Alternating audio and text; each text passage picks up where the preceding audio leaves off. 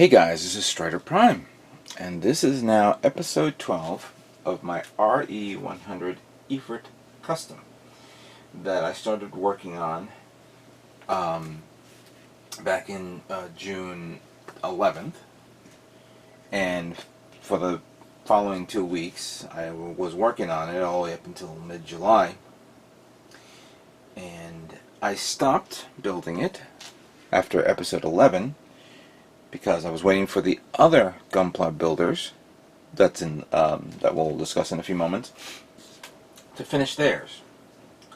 So today was the day I'm going to show off the Efreet, how it looks, as well as I believe Justin builds Gundam UK, Jabman 025, 00 Gundam Reviews V2, and of course Zaku Aurelius, which I have to say thank you, Zaku Aurelius, for including me into this. And it took me a little more time for me to touch up the kit a bit.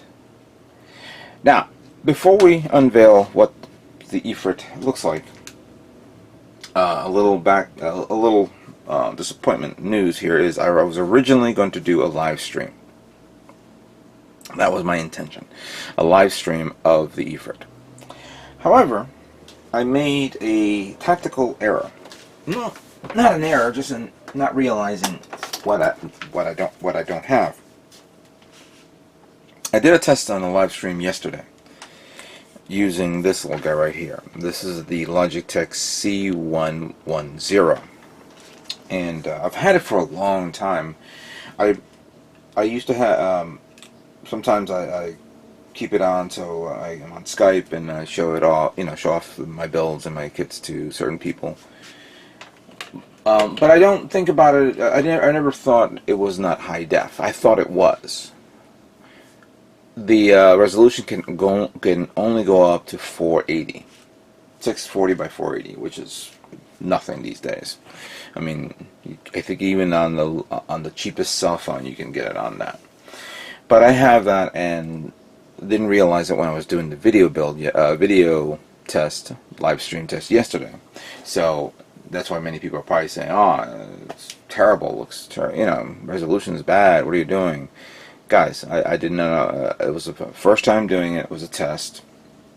Didn't realize it.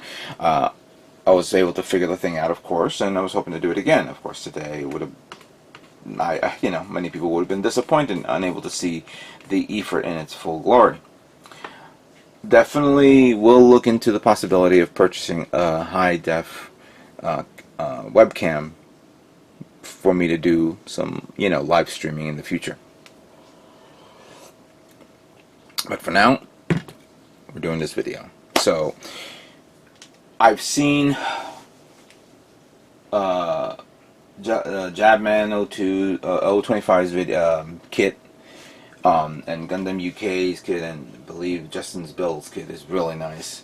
Zaku Aurelius and 00 Gundam Review 2s are still working on theirs, and they just said, go ahead and release it today. So I'm releasing it today, of course. And with a lot of work that I've done on this kit, here is what the Efreet finally looks like.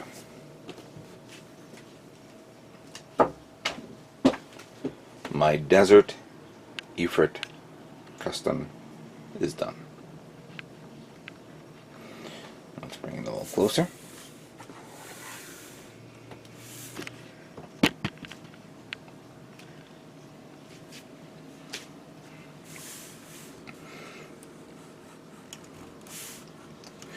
I should get myself the turntable stand. Mine broke a long time ago.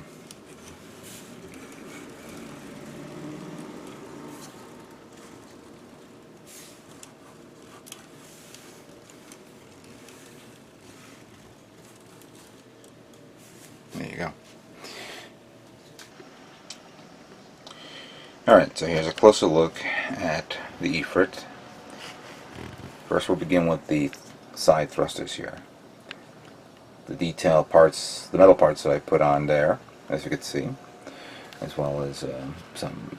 You see the the panel lining that I worked on, the little parts, the metal parts, that gold part there for the thrusters. You can barely see it because of the shadow of the missile pack, which came out pretty good right there.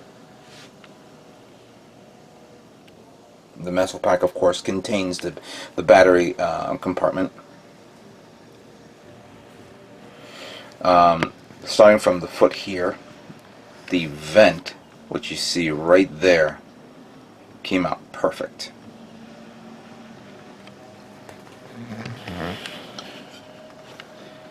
Was detailing the vent thruster there. Don't know how that comes out. Maybe I should redo it again. But going up here, these, alright. Then we have the waist part, detailing parts of there in the waist. A little bit of paint kind of smudged off there, but that could be retouched up again. The two metal parts there come out pretty good. Looks like a face. Oh, and then of course the vents for the crotch right there.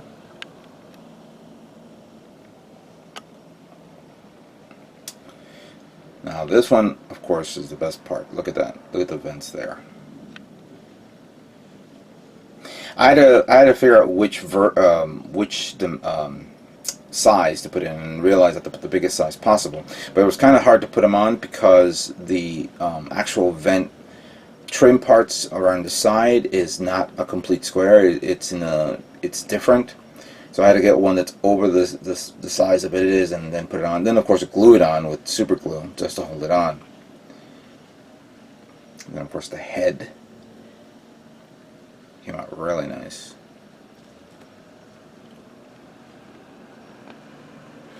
And of course the arms. I'm going to review the back part, so just hang on a second. So this is the standard hands, of course, the fist hands. Then the arms right there, the shoulders. The shoulders, like I mentioned before, I wasn't feeling the shoulder, the vents here. I wasn't feeling it. It didn't look right. It didn't feel right. So I decided to omit that.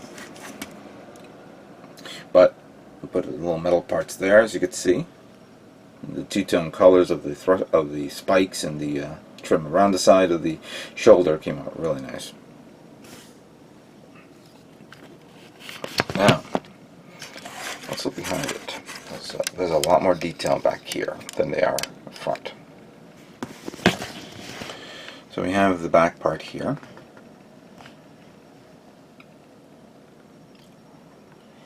And here is where I thankfully was able to save myself with this, because the vent thrusters that I purchased for the when I was getting all those photo etch parts, it was great for the one that was down here, but I wanted to use the bigger ones back here. The thing, of course, those little vents fell apart on me, so putting it on, taking out of it and putting on was a pain in the ass. That and the fact that putting super glue screwed it up, so I had to clean up the whole thing, and then I used Elmer's glue to hold up the metal parts. So that came out good. The trim part of the back leg came out okay. The back part here came out okay. Look at that. That was good. Here's the yeah, this is basic. I was considering painting the inside, but I said no. With the trim here holding up the back waist skirt, probably a lot better that way. Then of course we have the backpack. Look at that. Put a lot of work in that one to detail it up a bit. And then of course the actual swords itself. And of course the thrusters, which, let's take a good look at these. Here are the thrusters with more metal parts. And metal parts here, whoops, excuse me. Metal parts here under the legs. And then of course you see the thrusters there. So that is all the work that I put on this Efreet build. Not realizing not realizing how well it came out. But yeah, this came out amazingly well. Alright, so enough with the close-up. Let's now show off some of the unique features that makes the Efreet cool. And the one thing is, it has the regular fist hands, and then of course you have the grip hands that holds the beam, not the beam sabers. I would like to say beam sabers, but the I would say heat swords, the clear heat swords. It would have been nice if Bandai included maybe a third pair of hands, maybe something a little open or something like that. I was exploring the possibility of using these Zaku 2 hands that you see here, and I was able to get this one because I was trying to make this part thicker so it would fit into this, and it does fit. The only thing is, though, at the very end, I thought maybe it would be a lot of work for me to do, because I would still have to customize the hand, like scrape off here and here, maybe put a plate there. I could have done it. Maybe I could still do it. It's not a big deal, but I decided to not do it for unknown reasons. But we're going to take the 2 swords that is right here, which can be turned this way, so you can, you could simulate the arms going here to grab it and pull it out. That's why an open hand would have been great. So we're going to grab these 2 here,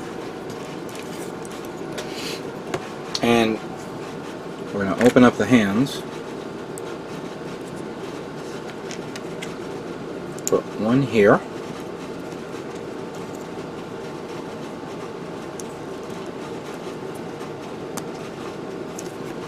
Put it this side.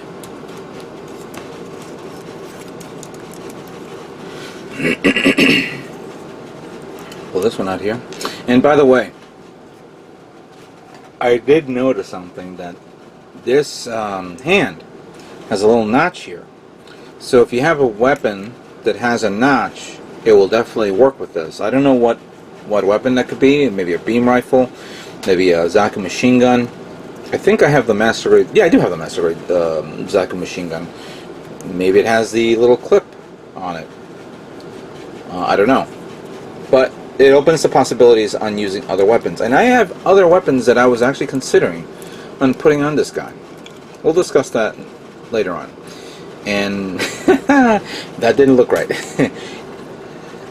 There we go. So that one goes there. And that one goes here.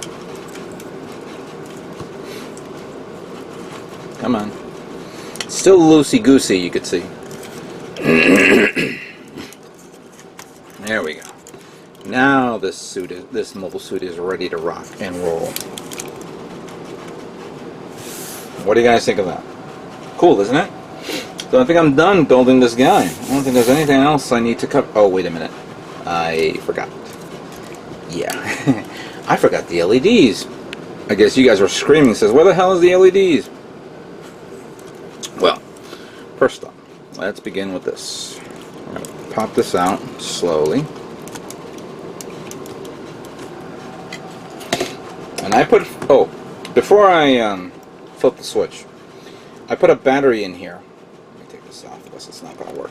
I put a battery in here, and I stress test the battery to see how long it will take for the battery to discharge.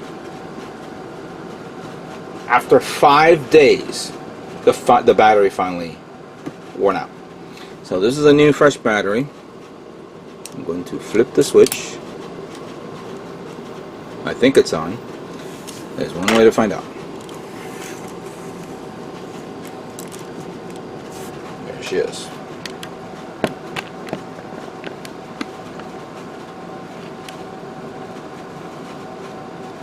What do you think of that? Oops. And the head is fully posable because of the wiring in the back. The wiring I had trouble with, and I think I still do, but, well, I could always revisit this. This is done, but it can use a lot of tweaking here and there. Now, the one thing that's going to give me a bit of a trouble was actually putting this on, because I have the 3 batteries here, and I'm going to allow pressure to push in this to turn on the lights. I don't know if the lights are turning on because I have the thing hooked up. Yes, it is. So let's do this. Hopefully this will work without giving me any trouble. Nope, it didn't work. See, I knew that was going to happen.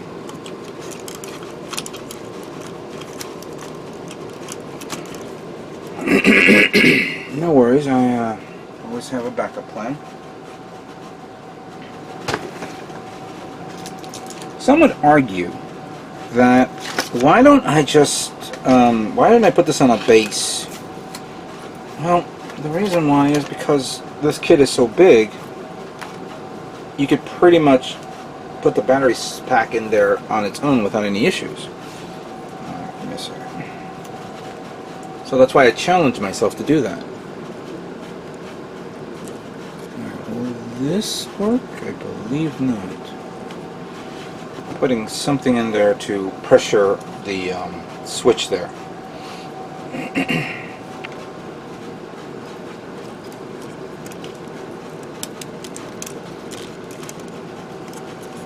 No, still didn't work. It worked before. Why didn't it work this time?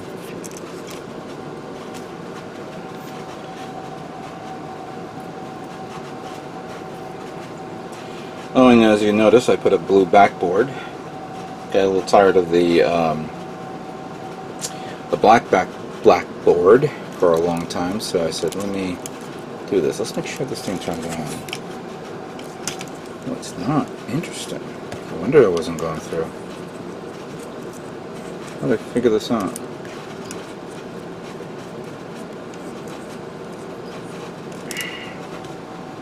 Where's my... Oh, there it is.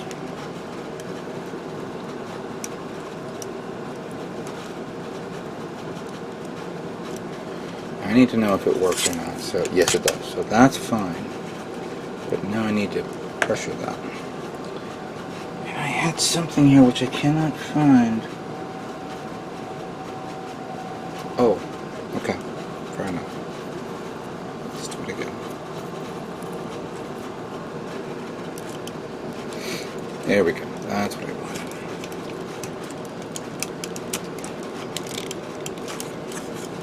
There we go.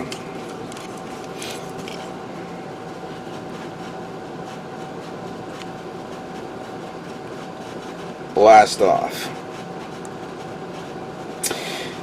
Now, that came out good. I like it.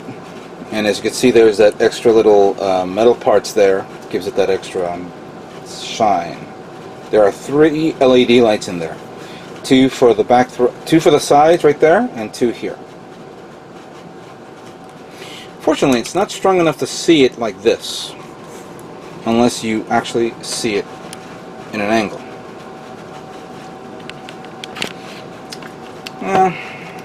Didn't foresee that, but that's no big deal. Let's now work on the main attraction here. Obviously, that's the main attraction, and here's the follow-up.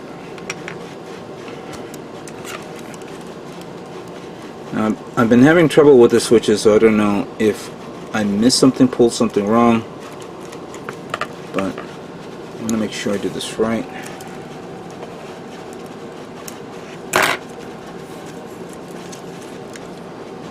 See, I knew that was going to happen.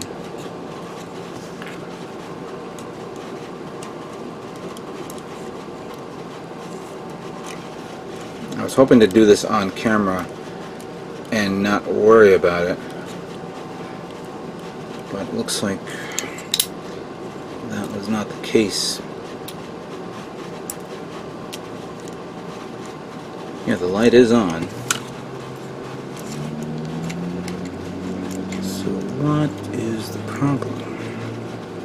See, alright, now that's good. Now it turns on. I had to put a wire there.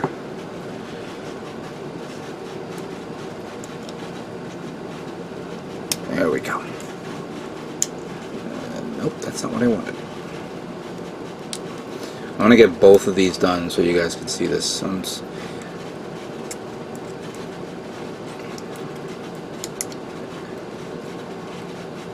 Yeah. Alright, so now we put it in there. Come on, get in there. See, it goes in and then it turns off. I pull it out and it turns it back on again. Why?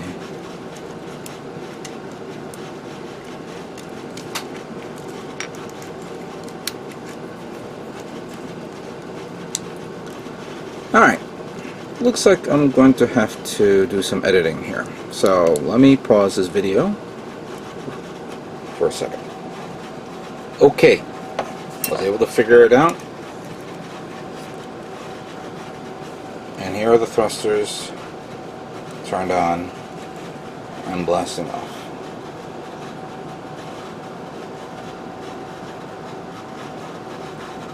Not as powerful as I thought it would be.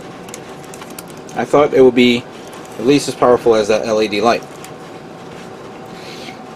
I'm thinking if I have to put this in a way where people can see this, I would have to do it in a way where it's on a stand like this,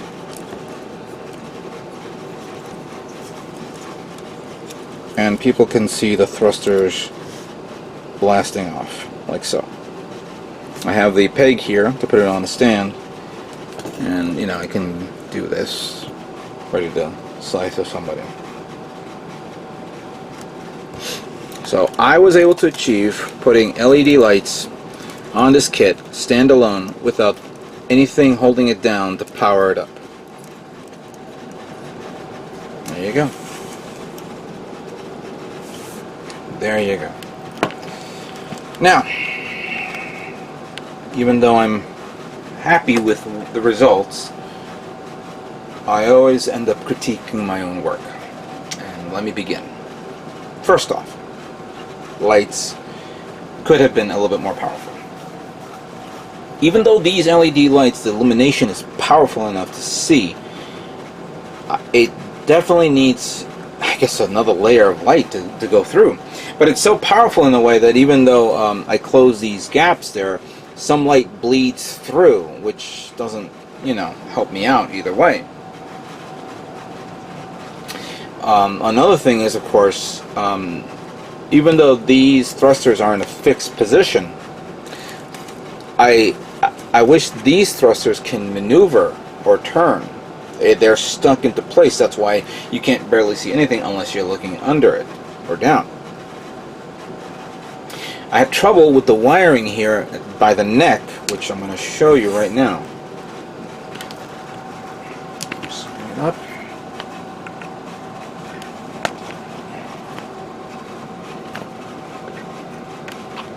And I'm just going to close in a bit in the gap, and you'll see it right there.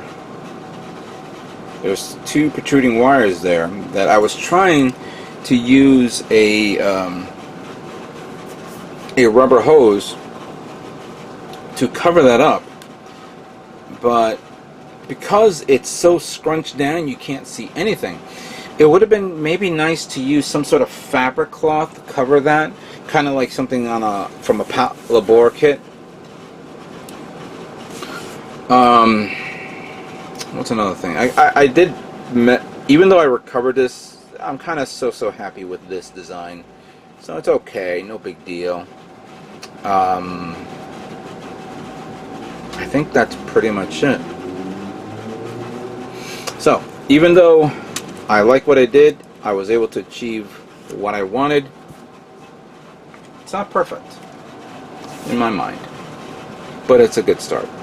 And I really went all out with this, with a little bit of no, not scribing, but yes, a little scribing here and there, a little bit of photo etching parts, replacing parts that make it a little bit more better, giving it the desert look color that I thought it would look appropriate, giving it the LED lights not only on the thrusters but on the mono eye and the backpack.